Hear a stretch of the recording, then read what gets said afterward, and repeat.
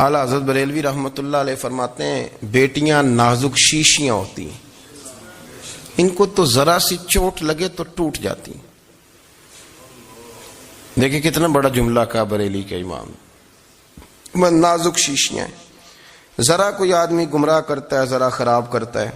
اب دیکھیں نا، یہ جو بچیوں کو بچے مس گائیڈ کرتے ہیں، انہیں بڑے بڑے خواب دکھاتے ہیں، وہ بیچاری ماں باپ کو چھوڑ کے، بہن بھائی کو چھوڑ کے اس کے ساتھ شادی کرتی ہے، پھر جو اس کا بعد میں حشر ہوتا ہے، آپ ادلیاں نو سردار پہن تکے تے شرما والیاں نو چوٹے ڈولیاں دے۔ پھر وہ بیچاری ماں باپ رکھتے نہیں، وہ ظلم کرتا ہے تو کتنی بڑی تکلیف میں وہ بچی آ جاتی۔ نازک شیشی ہوتی ہے نا تو ٹوٹ جاتی۔ یہی حال اب جدید خواتین اور یہ جو کچھ اینکر پرسن ہیں، یہ اصل میں نا یہ آپ کو سیاست سکھاتے ہیں، لیکن یہ مادر پیدر آزاد لوگ ہیں، بالکل آزاد۔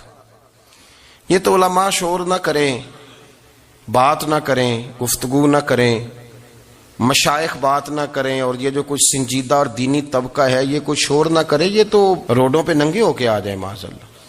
خوفناک نظریہ رکھتے ہیں یہ لوگ۔ عورت کو کہتے ہیں تیرے حقوق ہم تجھے لے کے دیں گے، مثلاً وہ کون سا حق ہے جو تم نے لے کے دینا ہے؟ میرے نبی کریم صلی اللہ علیہ وسلم اس کو بیٹی بھی بنایا ہے، اس کو بہن بھی بنایا ہے، اس کو ماں بھی بنایا ہے، اسے بیوی کا عالی شان رتبہ بھی عطا فرمایا ہے۔ اور چونکہ بیٹی کا بھی حق بڑا بیان کیا جاتا ہے، بہن کا بھی، ماں کا بھی، اور بیوی کے معاملے میں لوگ سمجھتے ہیں کہ زیادہ بات نہیں کرنی چاہیے، شاید مسئلہ خراب ہو جائے۔ حالانکہ نبی پاک صلی اللہ تعالی علیہ وسلم نے بیوی کے بارے میں پتہ کیا فرمایا؟ فرمایا جب تم نکاح کر لیتے ہو تو اپنا ایمان محفوظ کر لیتے ہو۔ اب میں اس کی شرح نہیں کرتا، اب خود کر لیجئے گا کہ وہ ایک ایسی شخصیت ہوتی ہے کہ جس کی موجودگی میں آپ کا ایمان محفوظ ہے۔ اب میں نہیں سمجھتا کہ اس سے بڑی بات کوئی اور ہو سکتی ہے، جس کی موجودگی میں آپ کا ایمان، اور بھائی یہ حدیث پاک عرض کر رہا ہوں، نکاح جب کوئی کر لے تو اس نے اپنا ایمان مکمل کر لیا۔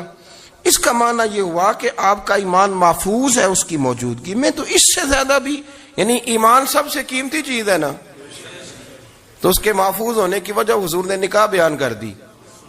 اب میرا خیال ہے بی بی اگر کوئی اس سے بڑا حقوق مانگے گی تو بیوقوفی کرے گی۔ اتنا بڑا درجہ نبی کریم نے اسے عطا کر دیا، اتنا بڑا مقام دے دیا کہ تو خامد کے ایمان کے محفوظ ہونے کا ذریعہ بن گئی ہے۔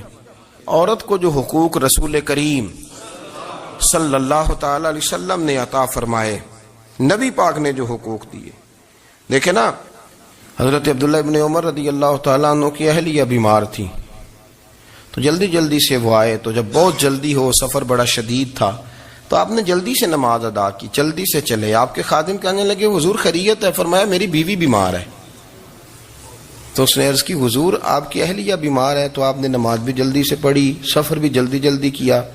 تو فرمانے لگے یہ وہ چیزیں ہیں جو ہمیں مدینے والے رسول نے سکھائی۔ آپ اس کیفیات کو سمجھیں کہ حضور صلی اللہ علیہ وسلم نے درس دیا۔ اور پھر ایک اور بہت بڑی بات، یہ فضیلت کسی اور کو نہیں دی، جو عورت کو حضور نے فضیلت دی، یہ فضیلت کسی اور کو نہیں دی۔ کبھی حضور نے فرمایا کہ تمہارا ابا تمہارے ساتھ بہت سخت رویہ کرے تو تم نے اس کو اس سختی پر داد دینی ہے؟ فرمایا چلو اگر وہ زیادتی بھی کرے تو تم نے اس کے ساتھ سلوک اچھا ہی کرنا ہے۔ لیکن آپ ایک بات کو سمجھے نا کہ بچے کے بارے میں، بیٹے کے بارے میں، بیٹی کے بارے میں فرمایا 10 سال کے ہو کے نماز نہ پڑھیں تو سختی کرو، تمہارا ڈنڈا بھی لٹکنا چاہیے۔ بہت ساری جگہوں پہ بہت سارے لوگوں کے لیے سختی کا حکم دیا، لیکن عورت کے لیے حضور نے جو جملے کہے، اصل میں ہم سمجھتے ہیں کہ یہ ایک بات ہے، مشہور ہو گئی ہے روایت حدیث، تو بس اس کے پس منظر پر اور جملوں کے حسن پر شاید معاذ اللہ غور کرنے کی ضرورت نہیں، ذرا اس لفظ کی تاثیر پر غور کریں۔ حضور نے فرمایا عورت ٹیڑھی پسلی سے پیدا کی گئی ہے، یہ ٹیڑھی ہے، اس کو سیدھا کرنے کی کوشش کرو گے تو ٹوٹ جائے گی۔ تو حضور پھر ہمارے لیے حکم کیا ہے؟ فرمایا جیسی ہے تم اسی کے ساتھ نبھا کرو۔ آپ سمجھیں کہ اتنا محفوظ حضور نے درجہ دے دیا بی بی کو، اتنا محفوظ کہ فرمایا غلطی بھی ہو تو میرے غلاموں تم اس کے ساتھ نبھا کرو، گزارا کر لو۔ کو کیا اور حق چاہیے عورت کو، جس کو اس کی غلطیوں سمیت نبی پاک نے قبول کرنے کا حکم دے دی؟ کہ اس کی کمزوریوں سمیت قبول کر لو. اب اس کو اور کیا کوئی کمزوریوں سمیت قبول کرتا ہے؟ کبھی آپ دکان پہ بیٹھے ہو تو آپ کہیں بھی اس میں یہ بھی غلطی، میرے مال میں یہ بھی کمزوری ہے، یہ بھی کمزوری ہے، یہ بھی کمزوری ہے، تو کر لے قبول. کرتا ہے کوئی؟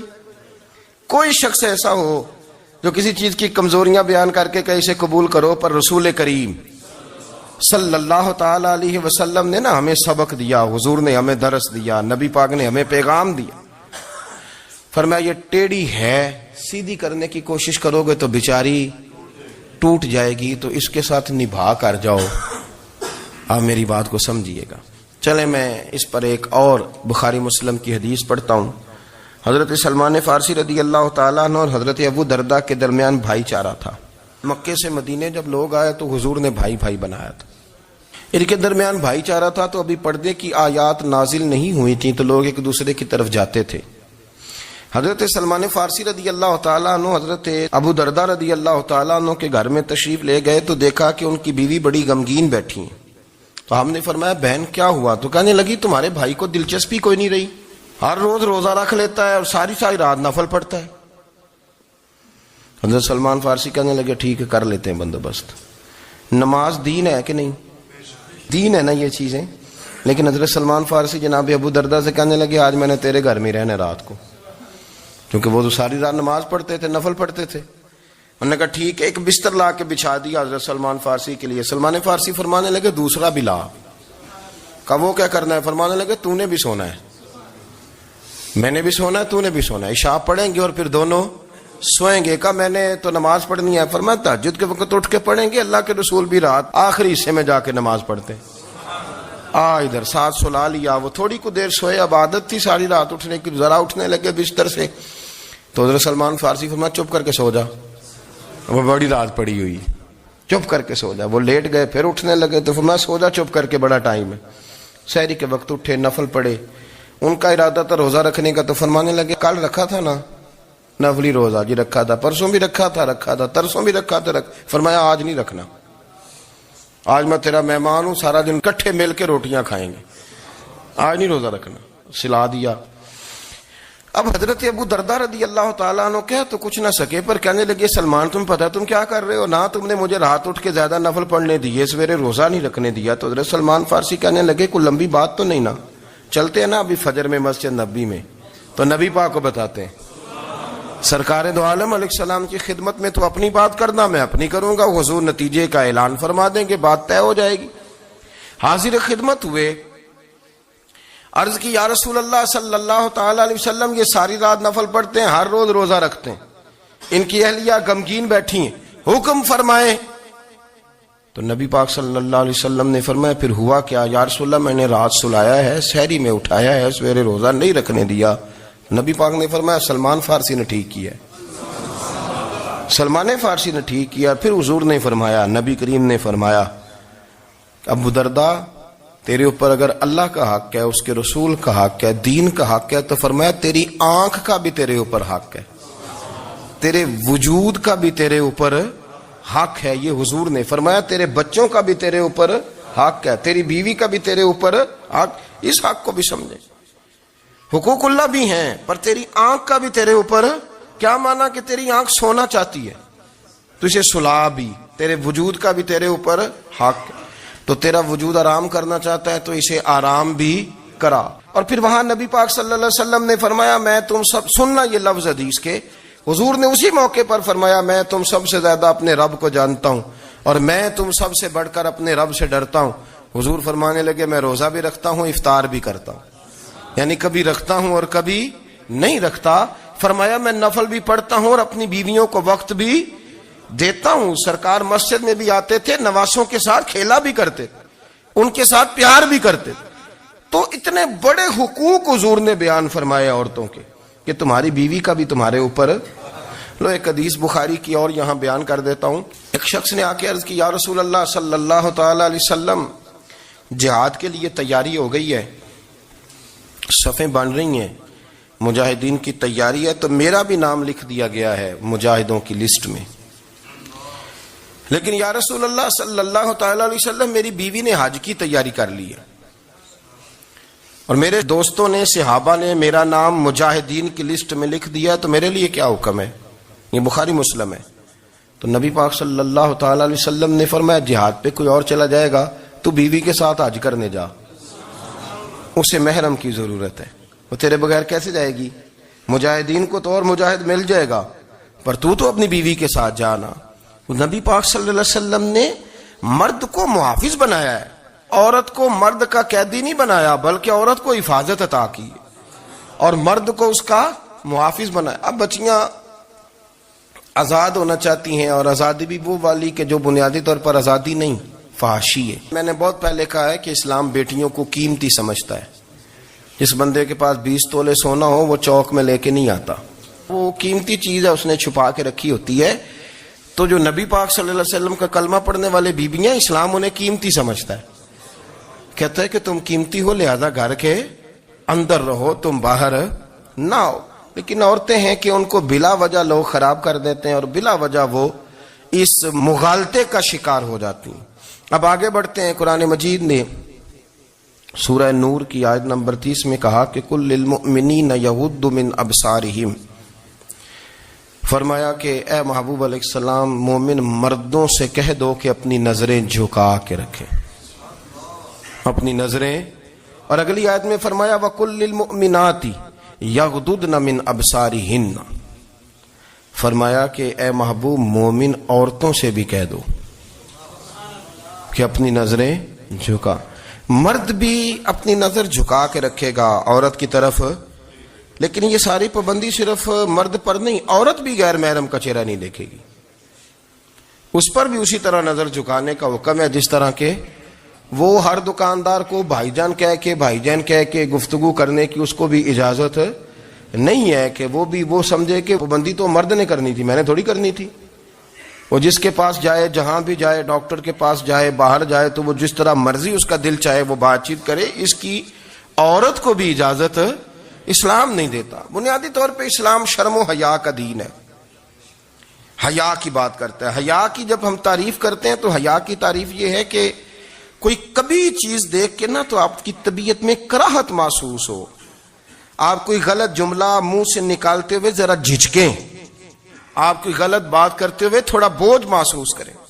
ہمارے ہاں تیزی سے فروغ پایا ہے بے حیائی نے، سنگیوں کی محفلیں، یاروں کی محفلیں، اس میں غلیظ گفتگو ہوتی ہے، الا ماشاء اللہ۔ ان دوستوں کو بڑی پاک صاف گفتگو کرنی چاہیے۔ دوستی کا رشتہ بڑا مقدس رشتہ ہے، جو یہاں ایک دوسرے سے پیار کریں گے جنت میں بھی اکٹھے داخل کیے جائیں گے۔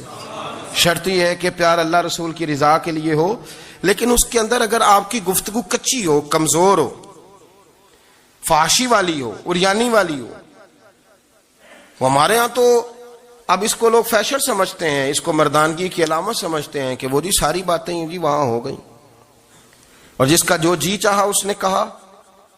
آپ جب حیا کے دائرے میں ہوتے ہیں تو آپ خود بھی سکون محسوس کرتے ہیں۔ دیکھیں نا، آپ کو نیند سکون سے کہاں آتی ہے؟ جہاں کمرہ بند ہو، چاروں جانب دیوار ہے، اوپر چھت ہے، خالی دروازہ بھی کھلا ہوا ہونا تو جب بندہ سکون لینا چاہتا ہے تو کہتا ہے یار ذرا دروازہ ذرا بند کر دو۔ وہ اچھی طرح اپنے آپ کو چھپا لیتا ہے نا حیا کے پردے میں، تو اللہ اسے سکون عطا کرتا ہے۔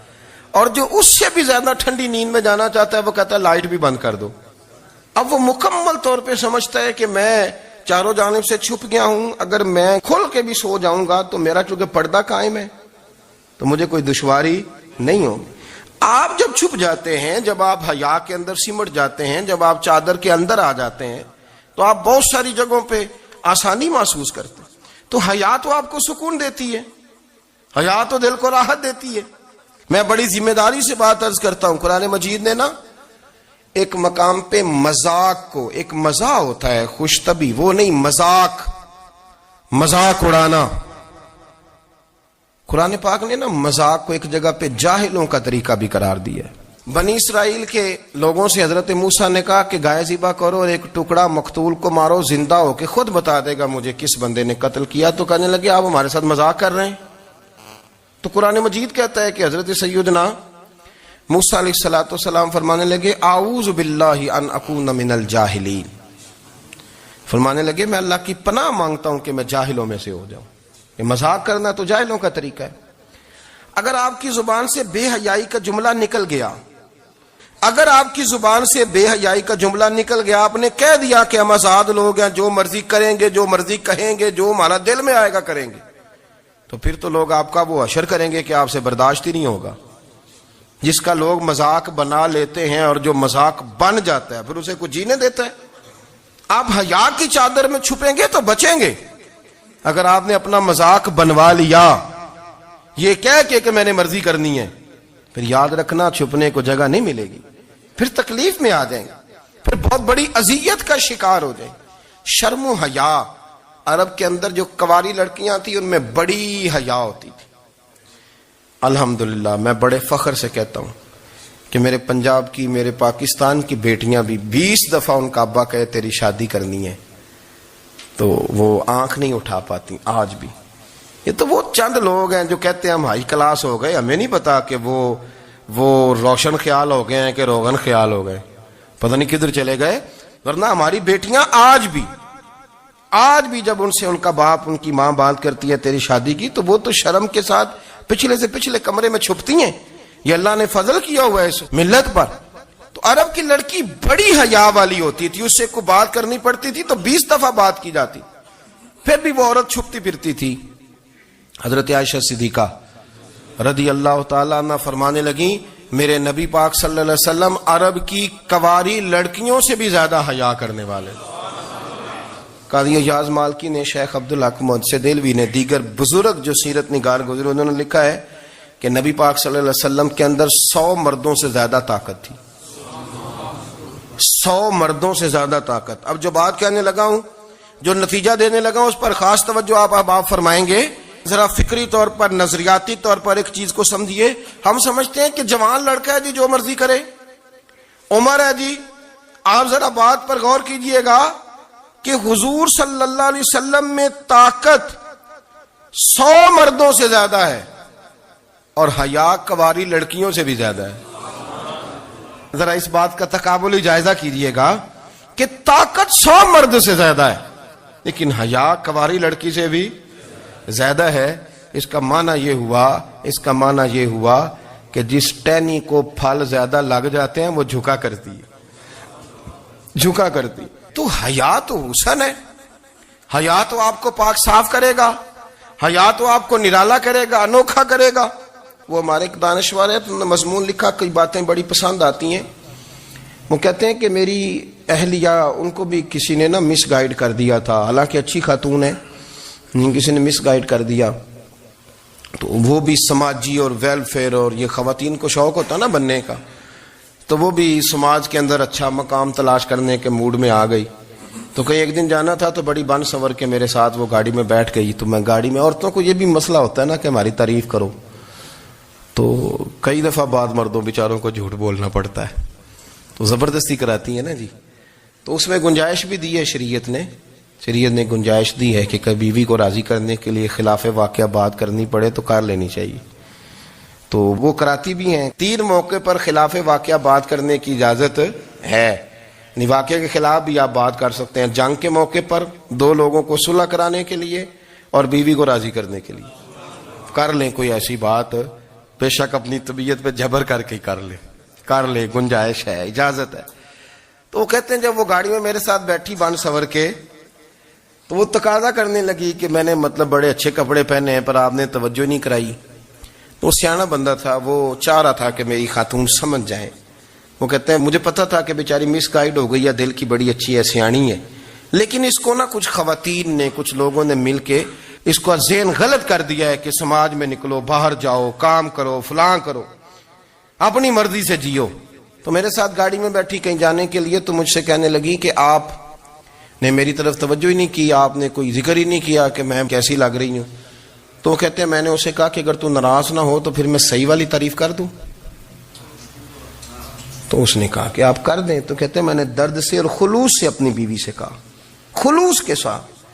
میں نے کہا میں تو روز گھر ہوتا ہوں، روز شام کو گھر ہوتا ہوں، اگر تو میرے لیے تیار ہوتی تو میں تیری تعریف کرتا، لیکن آج تو باہر جانے کے لیے تیار ہوئی، تو پھر ان سے تعریف کی امید رکھ جن کے لیے تو نے تیاری کی ہے.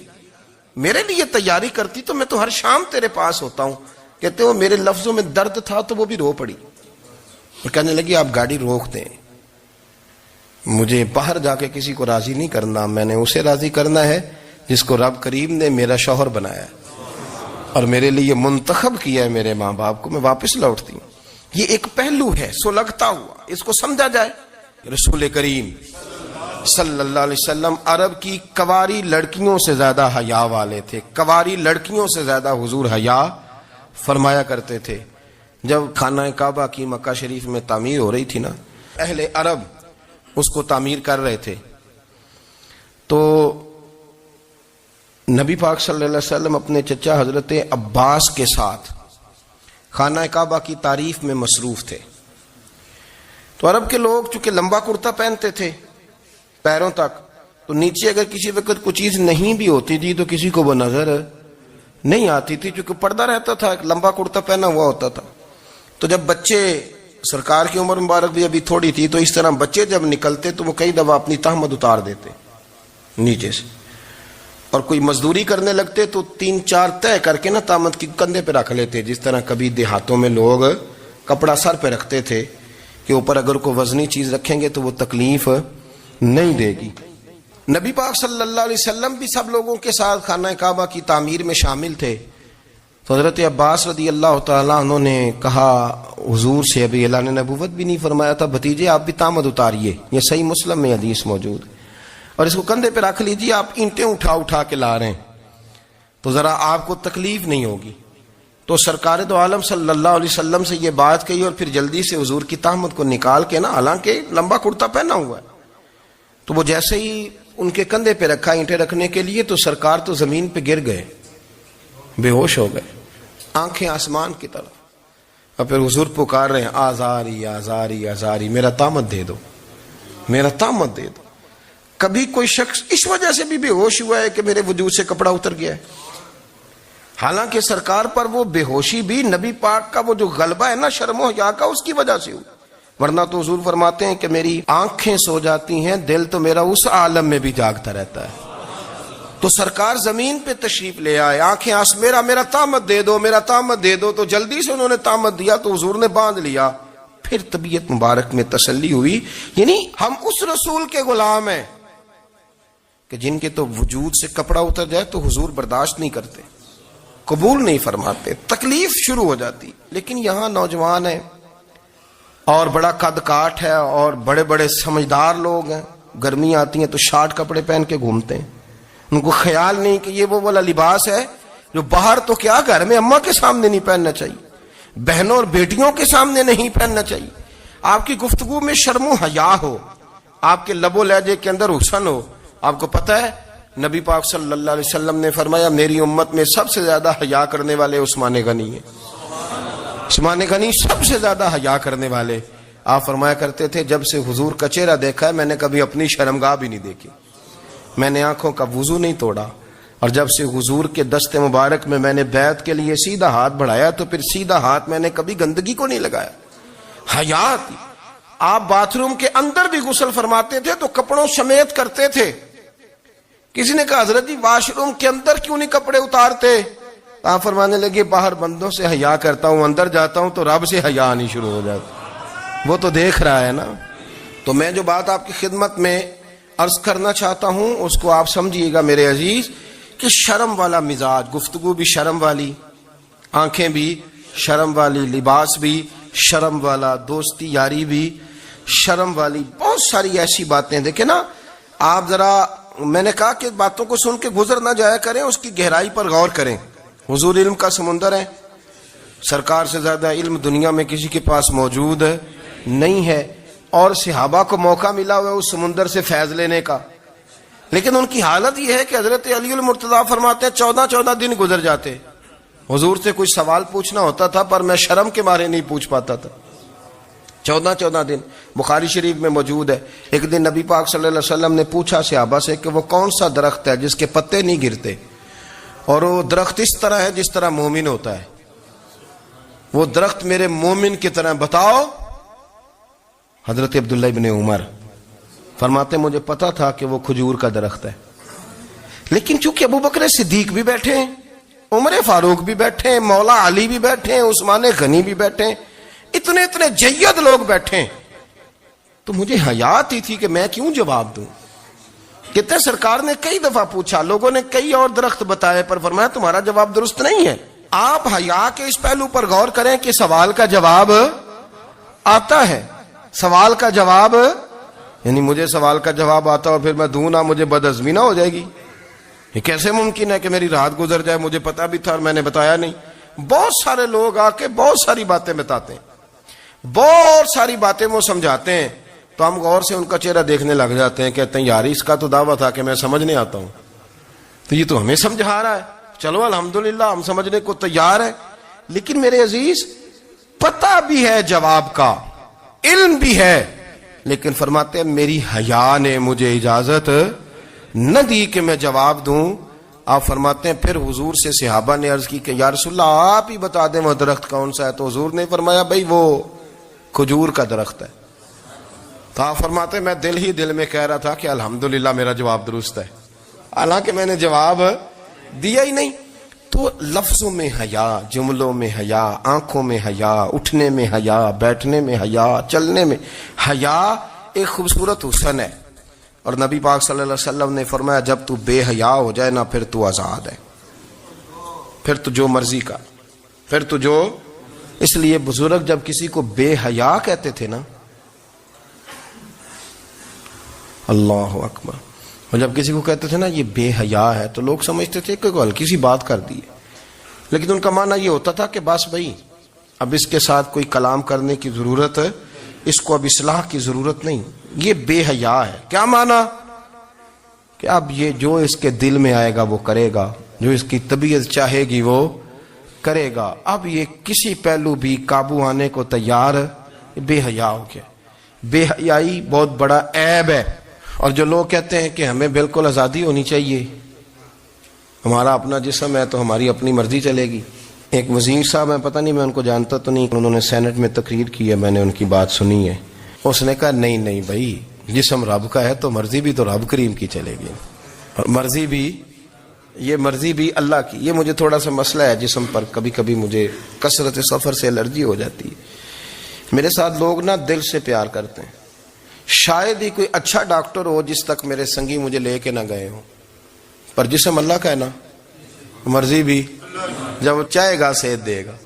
کیوں کچے کاموں میں لوگ پڑ گئے، کیوں غلط لوگ سوچ میں پڑ جاتے ہیں؟ یہ اسی کا ہے. اور جب وہ چاہے گا، آپ اس بات کو اچھے طریقے سے سمجھ لیں کہ جو اپنی مرضی چوکوں چوراہوں میں کر رہے ہوتے ہیں نا، جو مرضی گاندمند، وہ جانور ہوتے ہیں، وہ جانور ہوتے ہیں جو نہ چونک دیکھتے ہیں نہ گلی دیکھتے ہیں، نہ انہیں پتہ ہوتا ہے کہ جگہ کون سی ہے. وہ انسان، میں نے کہہ دیا جو میں نے کہنا تھا، میں نے کہہ دیا، وہ جانور ہوتے ہیں. اور جو کچھ انسان ہوتے ہیں نا، ان کے اندر کچھ نہ کچھ پھر شرم حیا بھی ہوتی ہے.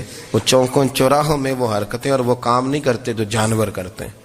ان کے لیے بڑے پردے ہوتے ہیں، ان کے لیے بڑی باتیں ہوتی ہے، ان کے لیے بڑا کچھ ہوتا ہے. جو بالکل آزاد ہو جائے، کوئی پتہ نہ ہو کس وقت کیا کہنا ہے کیا کرنا ہے، تو پھر وہ دائرہ انسانیت سے خارج ہو جاتا ہے. ہم آپ کو کیا دعوت دیں؟ آپ تو وہ باتیں کر رہے ہیں جو اسلام کا انسانیت کے حق میں بھی ٹھیک نہیں. آپ تو وہ والی باتیں کر رہے ہیں جن کا انسانیت بھی تقاضا نہیں کرتی کہ یہ باتیں ہونی چاہیے. لیکن ایک بات، میں تو جذباتی نہیں ہوتا، میں بڑے غور سے چیزوں کو دیکھتا ہوں، سنتا ہوں. اور نہ میں ان موسمی مینڈکوں کی، وہ مجھے عاتق صاحب کہنے لگے جی بڑے بڑے مولوی ایک بندے کے ساتھ بیٹھے ہوئے ہوتے تھے اور وہ روزے میں بڑے بڑے درس دیتا تھا تو وہ بھی فلانی حرکتیں کر رہا ہے. تو میں نے کہا ہم نے تو پرانا کہا تھا کہ موسمی مینڈک ہے، تو پرانے کہہ رہے ہیں کہ اداکار ہے، تو وہ جہاں کاسٹ کریں گے وہاں وہ اداکاری کرے گا. آپ کسی مذہبی جگہ کر لیں تو وہاں کر لے گا، کہیں اور جگہ کریں گے تو ہم تو پرانا کہہ رہے ہیں. تو کسی کو کبھی سمجھ آتی ہے تو کسی کو کبھی اور جگہ جا کے سمجھ آتی ہے. ہم ان لوگوں سے پریشان نہیں ہوتے. کیوں؟ سن لیں، کوئی مایوسی نہیں. ان کے اندر جتنا زور ہے وہ لگائیں. یہ ملک بنا ہے رسول اللہ کے نام پہ، یہ اللہ نے تحفہ دیا ہے امت مسلمہ کو. یہ نبی پاک کے نام پہ بنا ہے تو یہاں جھنڈا بھی وہی والا بلند ہونا ہے جو مدینے والے رسول کا جھنڈا ہے، اور یہاں وہی کام چلے گا جو نبی پاک نے بیان فرمایا. تو اس طرح کئی لوگ آتے ہیں، وہ شور شار کرتے ہیں، چلے جاتے ہیں. اتنے نہ پریشان ہوا کریں، بہت سارے لوگ تو بیچارے اس قابل بھی نہیں ہے کہ ان کا نام لیا جائے. مطلب اتنا ہم ان کو اہمیت دے دیں، ان کا ذکر کریں، ان کا نام لیں، ان کی بات کریں، وہ بیچارے اس قابل ہی نہیں ہے. مطلب سٹیٹس ہی نہیں ہے ہمارا. اتنے فارغ ہیں ہم کہ اب جو بندہ آئے گا کہانی چھیڑے گا تو ہم چھیڑ جائیں گے. اور بھائی اللہ کا فضل ہے الحمدللہ تعالی، لوگوں نے بڑا شور کیا اور بڑے زمانے سے دنیا شور کر رہی ہے، پر اللہ کے گھر مسجدیں بھری ہوئی ہیں، مسجدیں بھری ہوئی ہیں. ہماری بیٹیاں پردے کرتی ہیں، پردے کو پسند کرتی ہیں، وہ حجاب میں رہتی ہیں، وہ سمجھتی ہیں کہ ہمارا اصل حسن کیا ہے. تو یہ پراپوگنڈا پرانا چلا آ رہا ہے، اس کا اللہ کے فضل سے امت مسلمہ پہ نہ کبھی اثر ہوا ہے اور نہ کبھی ہوگا انشاءاللہ. اللہ تعالی ہمیں حق پر استقامت عطا فرمائے.